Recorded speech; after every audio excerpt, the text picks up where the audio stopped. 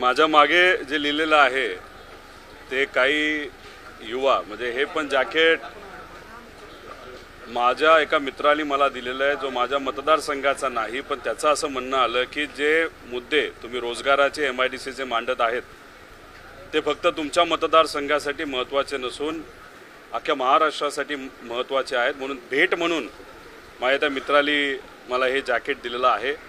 आणि मागच्या बाजूला लिहिलेला जो संदेश आहे तो मला असं वाटतं अतिशय महत्त्वाचा आहे। तो आहे देह विकासाचं ठेवूया, वेद भविष्याचं घेऊया, युवा शक्तीला संधी देऊया आणि फक्त मुद्द्याचं बोलूया। कारण का अधिवेशनामध्ये मुद्द्याचं सोडून बऱ्याच काही गोष्टी होताना आपण सर्वजण बघतोय। तसंच सरकार कुठेतरी कमी पडत असताना काही समाजामध्ये तेढ निर्माण करणारे जे लोक आहेत ते उगाचच खालच्या पातळीवर जाऊन थोर व्यक्तींवर बोलत आहेत आणि तिथं सुद्धा सरकारचं लोकांचं जे लक्ष आहे विचलित होतंय असं आम्हा सर्वांना त्या ठिकाणी वाटतं। आणि आज हे जॅकेट घालून येत असताना योगायोगाने विधिमंडळाच्या दरवाजालाच इंडस्ट्री मिनिस्टर उदय सामंत साहेब भेटले, त्यांना जॅकेट दाखवलं, त्यांना सुद्धा जॅकेट आवडलं। जॅकेट आवडलं असलं तरी मी त्यांना एकच अनेक वेळा जी विनंती केली तीच विनंती परत केली की माझ्या मतदारसंघातल्या MIDCचा प्रश्न त्यांनी सोडवावा आणि ते सोडवतील असा विश्वास आहे, पण विश्वास असताना तो लवकर सोडवावा अशीच विनंती त्यांना मी त्या ठिकाणी केलेली आहे।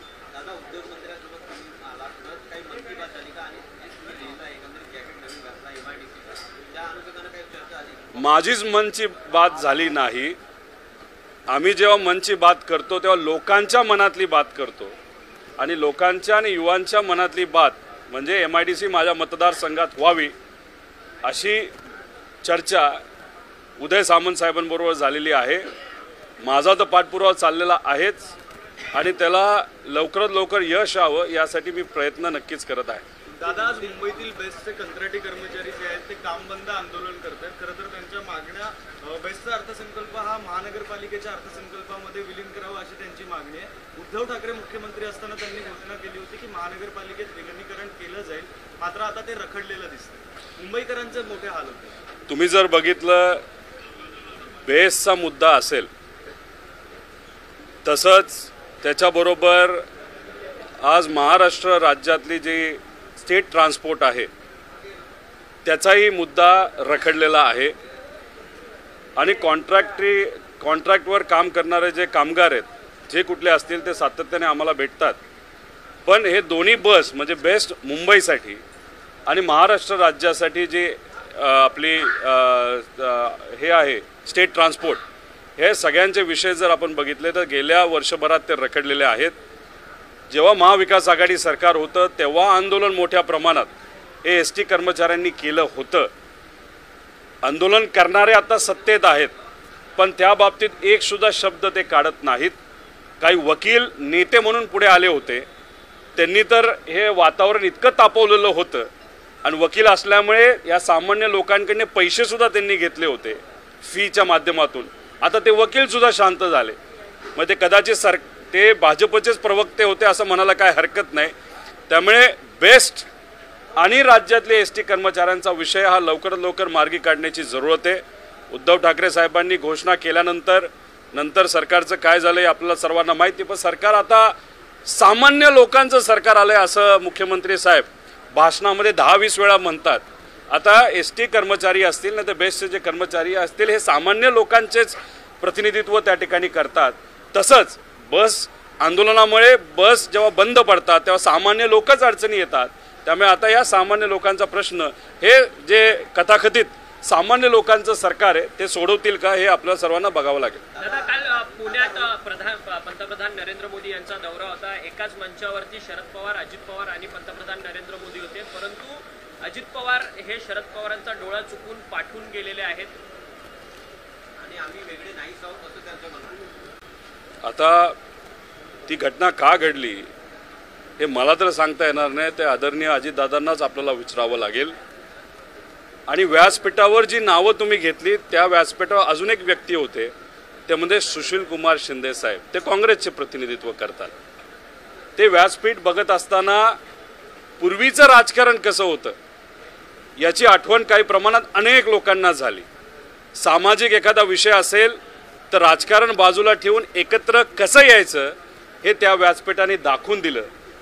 अनेक लोक म्हणत होते पवारसाहेब त्या व्यासपीठावर का चाललेत, पण मला असं वाटतं की प्रत्यक्ष अप्रत्यक्षपणे पवारसाहेबांना एक संदेश द्यायचा होता आजच्या राज्यकर्त्यांना की बाबांनो, आज जे तुम्ही राजकारण करत आहात, जे द्वेषाचं राजकारण करत आहात, जे भेदभावाचं राजकारण करत आहात, हे राजकारण आजचं आहे. पूर्वीचं राजकारण हे असं होतं ज्या ठिकाणी व्यासपीठावर आम्ही सर्वजण एकत्रित येतो आणि पवारसाहेबांचं भाषण ऐकत असताना ते जर तुम्ही एकदम बारकाईने ऐकलं तर त्यातून अनेक लोकांना विविध पद्धतीने त्यांनी संदेश दिलेला आहे.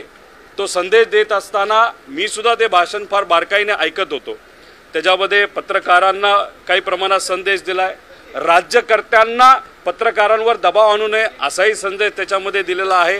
त्याच्याचबरोबर सामाजिक काम कसं असावं हे सुद्धा त्यांनी तिथं सांगितलेलं आहे. पण हे करत असताना मला असं वाटलं की पवारसाहेब एका विषयाचा उल्लेख करतील, ते म्हणजे लोकमान्य टिळकांनी एक जहाल आग्रलेख लिहिला होता त्यावेळेसच्या ब्रिटिश सरकारच्या विरोधात, जिथं सामान्य लोकांना दाबलं जात होतं, त्यांना अडचणीत आणलं जात होतं. त्यांनी एक लेख लिहिला होता आणि त्या लेखात असं लिहिलं होतं की ह्या सरकारचं म्हणजे त्यावेळेच्या सरकारचं म्हणजे ब्रिटिश काळातल्या सरकारचं अन्यायाला बघून डोकं ठिकाणावर आहे का याचा काल उल्लेख होईल का असं मला कुठंतरी वाटत होतं. पण तो काय उल्लेख झाला नाही. वेळेचा मर्यादा होता. पवारसाहेब 6 मिनिटं बोलले. ते बोलत असताना आजची महाराष्ट्राची राजकीय परिस्थिती जी आहे ज्याच्यामध्ये सामान्य लोकांना मोठ्या प्रमाणात अडचणी ह्या सोसाव्या लागतात, भेदभावाचं राजकारण हे केलं जातं, पण कदाचित त्या व्यासपीठाचा मान ठेवावा म्हणून हा जो अग्रलेखाचा विषय त्यांनी घेतला नाही असं माझ्यासारख्याला वाटतं. दादा, घरचे नातेवाईक म्हणून तुम्हाला ही घटना कशी वाटते? दादा, कुटुंबातले सदस्य पाटील 2 मिनिटं शासकीय कामं महत्वाची आहेत का अपघातांमध्ये? कारण का आपण पाहतो की एकीकडे चिता जळत असताना दुसरीकडे मंदिर मंडळाचा विस्तार झाला आणि काल मोठा अपघात घडला. गर्डन कोसळला आणि दुसऱ्या काही तासानंतर आपण म्हणतो की पुण्यामध्ये मोदींना टिळक पुरस्कार देण्यात आला. त्यामुळे शासकीय कामं ही खरंच महत्वाची असतात. दुसरा विषय, खरं तर कुटुंबातील सदस्य तुम्ही आहात, पवार कुटुंबातले तुम्ही अत्यंत महत्वाचे सदस्य आहात. दादा नजर चुकवून जातात शरद पवारांच्या पाठीवर. तुम्ही सदस्य म्हणून तुम्हाला कसं वाटतं कुटुंबातले सदस्य? पहिला प्रश्न होता की राज्यामध्ये जर एखादी मोठी घटना घडली, ती घटना घडल्यानंतर एखादा सामाजिक कार्यक्रम होऊ शकतो, पण राजकीय कार्यक्रम घ्यायचा का नाही घ्यायचा हे खरं तर सरकारवर असतं. मेट्रोचं उद्घाटन हा एक काही प्रमाणात राजकीय कार्यक्रम होता.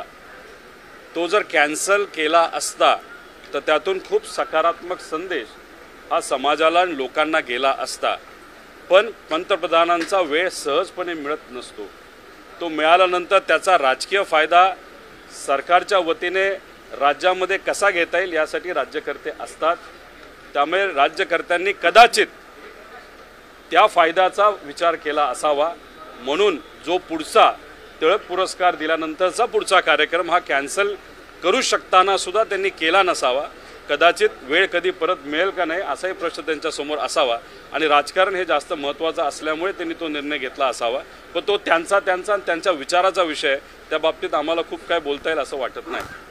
कुटुंबातील व्यक्ती म्हणून कालची अजित पवार यांनी मंचावर येताना आणि मंचाच्या खाली जाताना दोनदाही शरद पवार यांच्या जवळून गेले नाहीत, स्टेजच्या पाठीमागून गेले. कसं पाहताय कुटुंबातील व्यक्ती म्हणून कुठेतरी पवार साहेबांना एकटं पाडलं जातं असं वाटतं का सातत्यानं? आता एकच तुम्हाला सांगतो की एकटं पाडल्याचा प्रश्न हा येतच नसतो. जेव्हा एखादा लोकनेता असतो आणि व्यासपीठावर सामान्य लोक नव्हते, व्यासपीठावर नेते होते, त्यामुळे नेते जवळ आले नाही, नाहीतर तिथं पवारसाहेब येताना एकटे आले, जाताना एकटे गेले, याच्यावरनं उगाचच कुणी चर्चा करू नये.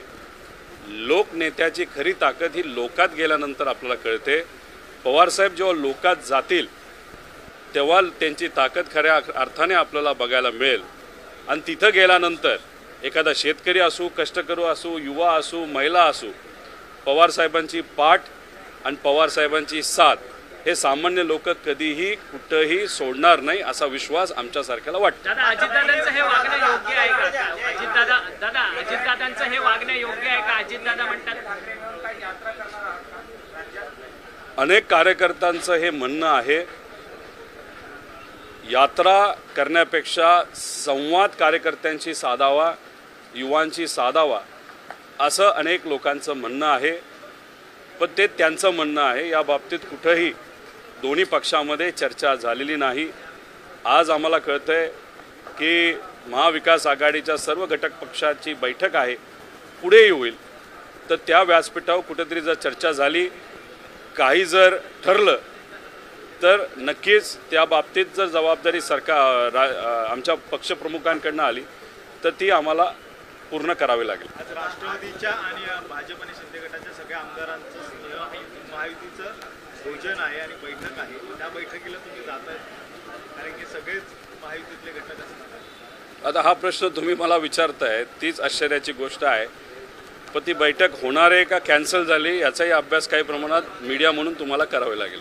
अजीत पवार स्टेज के पीछे से चले गए, नकली चुरा के पवार साहब ने, क्या कहना चाहेंगे किस तरह की, और आपने कहा कि पहले की राजनीति किस तरह की होती थी, वो भी स्टेज पे दिखा कि जिस तरह से सतीश कुमार शिंदे से, क्या कहना चाहेंगे? बहुत सारे लोगों का और जो राष्ट्रीय विश्लेषक नेताओं का कहना था कि पवार साहब कल के व्यासपीठ पे नहीं जाना चाहिए, लेकिन उस व्यासपीठ पे जाने के बाद पवार साहब ने जो संदेश दिया वो आज के जो राजकीय नेता है उनको उन्होंने संदेश दिया कि राजनीति अगर करनी है तो इस तरीके से करनी चाहिए कि जो सोशल वर्क होता है, एखादा सोशल जब विषय होता है उसमें राजनीति नहीं आनी चाहिए.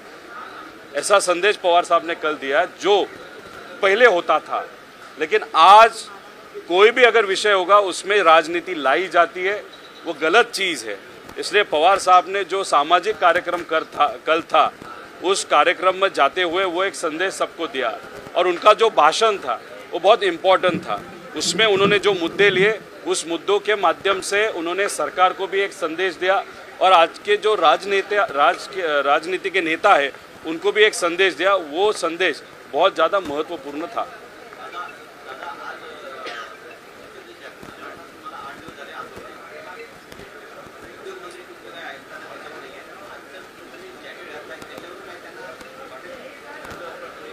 एका मित्राला दिलेलं जॅकेट आहे जे मी आज घातलं. मित्र माझ्या मतदारसंघातला नसून दुसऱ्या तालुक्याचा आहे. माझ्या MIDCचा विषय हा माझ्या तालुक्याचा न राहता अख्ख्या राज्याचा झाला आहे. ते बघून मला कुठंतरी समाधान वाटतंय. कारण युवकांचं म्हणणं आहे मुद्द्याचं बोला, उगाच हवेतल्या गोष्टी तुम्ही करू नका. आणि त्या दृष्टिकोनातून मी प्रयत्न करतच राहील. खरं तर जेव्हा आंदोलन माझ्या मतदारसंघामध्ये झालं त्याच्यामध्ये 25,200 मुलींनी आणि पालकांनी सह्या करून मंत्री महोदयांना त्या पाठवल्या. मी काल त्याचं स्टेटस घेत होतो तर 87,000 लोकांनी आत्तापर्यंत सह्या केलेल्या आहेत. उद्यापर्यंत 1 लाखचा टप्पा हा पार केला जाईल आणि 1 लाखचा टप्पा पार केल्यानंतर 25,000 मी दिलेल्या आहेत सह्या. राहिलेल्या 75,000 सह्या उद्या संध्याकाळी नाही तर परवा सकाळी मी घेऊन येईल, त्यासुद्धा मी त्यांना देईल. आता ह्या सगळ्या गोष्टींकडे बघत असताना उद्योग मंत्री साहेब हे राजकीय दबावाच्या अंतर्गत येतात का युवकांच्या भवितव्याचा विषय घेतात, हे अख्खा महाराष्ट्र आज त्यांच्याकडे नजर ठेवून आहे असं मला वाटतं. जैकेट आप पहने हुए हैं MIDC का, क्या कहना चाहेंगे? आपके क्षेत्र में जो MIDC का मुद्दा था वो सॉल्व हुआ? MIDC का मुद्दा अभी मेरे कॉन्स्टिट्यूंसी का सिर्फ रहा है ऐसा नहीं. महाराष्ट्र के जो तमाम युवा है उनका भी कहना है कि आज रोज़गार का विषय महत्वपूर्ण है. बेरोज़गारी का जो परसेंटेज है बहुत बड़ा है, वो कम करने के लिए सरकार के माध्यम से कुछ ठोक कार्यक्रम लेने की ज़रूरत है. MIDC का ये जो मित्र ने दिया है वो मैंने यहाँ पे पहना है. इससे एक संदेश दिया जाता है और ये जो मुद्दे से बोला, ये जो लोगो है उसके माध्यम से महाराष्ट्र के लोग इस सरकार को बोल रहे हैं कि आप सिर्फ भाषण मत करना, कुछ सामान्य लोगों के हित के जो चीज़ें हैं उस बारे में चर्चा होने की ज़्यादा ज़रूरत है. आखिरी सवाल, बेस्ट वालों की स्ट्राइक है, बस क्या कहना? एक तो में जो सब कॉन्ट्रैक्ट के लोग हैं उनको विनती करता हूँ लोगों के बाजू से कि अगर आप बस बंद करोगे या रखोगे तो उसकी अड़चन सामान्य लोगों को होगी। और बेस के जो कर्मचारी है वो सामान्य लोगों के प्रतिनिधित्व करने लोग हैं, उनका विषय छूटना चाहिए। उनके बाजू से इस सरकार को हम भी पूछेंगे, चर्चा करेंगे। लेकिन ये सरकार जो है वो सिर्फ राजनीति करना जानती है। अगर आप देखें तो जब एसटी कर्मचारी का विषय था राज्य का, जब महाविकास आघाड़ी सरकार था, बहुत बड़ा आंदोलन हुआ था। उनके 90% मांगनी जो थी वो महाविकास आघाड़ी सरकार ने पूर्ण की थी। 10% मांगनी रह गई है, अभी तक रही है। उस टाइम राजनीति करने वाले भाजपा के नेता आज शांत है। जो वकील सामान्य लोगों से पैसा लेके उनकी केस लड़ रहा था वो भी अभी शांत है। तो ये जो चीज़ है वो अभी सब कॉन्ट्रैक्टर के लोग हो या वहाँ पे काम करने वाले सब एसटी या बेस के उनको लोगों को मालूम है। ये सरकार उनके बारे में क्या सोचती है वो देखना पड़ेगा, लेकिन उनके विषय के बारे में चर्चा इस विधानसभा में कैसे हो इसके लिए हम सब प्रयत्नशील होंगे। सर, पाटेगाव मधल्या ग्रामस्थांनी ग्रामसभा घेत एक ठराव मंजूर केलाय आणि त्या MIDCला विरोध केलेला आहे ग्रामस्थांनी कुठेही विरोध केलेला नाही। ग्रामस्थांचं म्हणणं एवढंच आहे की तिथं MIDC झाल्यानंतर ज्या काही कंपन्या तिथे येतील त्या कंपन्या पॉल्युशन करणाऱ्या नसाव्यात, त्याच्याचबरोबर तिथं जे काय बागायती क्षेत्र असेल त्या बाबतीत सुद्धा विचार करावा आणि त्याच्यातून काही लोकांना जे काय रोजगार मिळेल त्याच्यामध्ये गावातल्या लोकांना सुद्धा प्राधान्य देण्यात यावं असंच त्यांनी सांगितलेलं। कुठेही विरोध हा झालेला नाही। आणि आज काय नवीन कंपन्या ज्या येतात त्याच्यामध्ये पॉल्युशन कंट्रोल याच्या काही गोष्टी महत्त्वपूर्ण असतात। आम्ही सुद्धा बिझनेस बघतो, इंडस्ट्री कशी चालते, इंडस्ट्र्या कुठल्या आणाव्यात याचा अभ्यास सुद्धा आमच्या त्याच्यामध्ये आहे। त्यामुळे योग्यच कंपन्या तिथं कशा येतील यासाठी आम्ही सुद्धा प्रयत्नशील राहू। पण गावकऱ्यांच्या ग्रामस्थांच्या ज्या काही अडचणी आहेत त्या नक्कीच विचारात घेऊन योग्य ती कारवाई केली जाईल। पण गावकऱ्यांचा कुठेही रोजगारासाठी, गावकऱ्यांचा कुठेही तिथं असणाऱ्या युवांना हाताला काम मिळण्यासाठी विरोध नाही।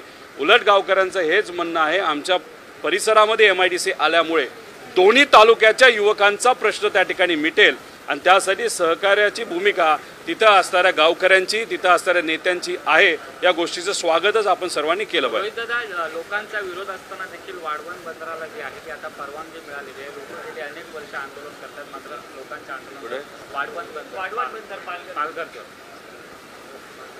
आता त्या लोकांची अडचण काय हे कुठेतरी समजून घेतलं पाहिजे। पण सरकार ज्या पद्धतीने काम करतं संवाद साधत नाही। तिथला विषय काय आहे याचा अभ्यास मला करावा लागेल। पण विषय एवढाच आहे की तिथं असणाऱ्या ग्रामस्थांना सुद्धा तुम्ही विश्वासात घ्या, विश्वासात घेऊन कुठेतरी काम करण्याची जरूरत आहे। पण तुम्ही जर बघितलं जेव्हा इथं भाजपचं सरकार होतं, मी राजकीय स्टेटमेंट करत नाही, पण गडचिरोलीला आज जे काय पूर परिस्थिती येते त्याचं मुख्य कारण आहे तेलंगणामध्ये झालेला एक मोठा बंधारा। आता तिथं झालेला जो डॅम आहे त्याबद्दलची NOC राज्य सरकारकडनं घेतली नव्हती। मग राज्य सरकारने त्या बाबतीत का लक्ष दिलं नाही आणि तिथे NOC न घेतल्यामुळे तिथं जो मोठा डॅम हा तेलंगणामध्ये झालेला आहे त्याचं बॅकवॉटर हे कुठंतरी गडचिरोलीमध्ये घुसतं आणि तिथे असणाऱ्या सामान्य शेतकऱ्यांना मोठ्या प्रमाणात अडचणी या येतात। आता त्याबाबत तर चर्चा झालेली नाही। आता योगायोगाने राष्ट्रवादीचे तिथले जे आमदार आहेत ते आता मंत्री झालेले आहेत। त्या मंत्र्यांनी तरी तिथे असणाऱ्या सामान्य लोकांचा प्रश्न या सरकारकडे मांडावा। आणि तुम्ही तेलंगणाचं सरकार जे बघितलं तर काही प्रमाणात अप्रत्यक्षपणे BJP बरोबर आहे अशी एक जाणीव आपल्या सर्वांना त्या ठिकाणी होते। त्यामुळे प्रत्यक्षपणे जर BJPची बाजू मांडणारं ते सरकार असेल तर आता इथं तर BJPचं सरकार आहे, केंद्रात BJPचं सरकार आहे, तर हे राज्याचं ट्रिपल इंजिन सरकार, तेलंगणाचं सिंगल इंजिन सरकार आणि वरचं मोठं इंजिन सरकार मिळून जो गडचिरोलीच्या शेतकऱ्यांचा प्रश्न आहे तर लवकरात लवकर मार्गी लावावा अशी विनंती त्या ठिकाणी मी करतो।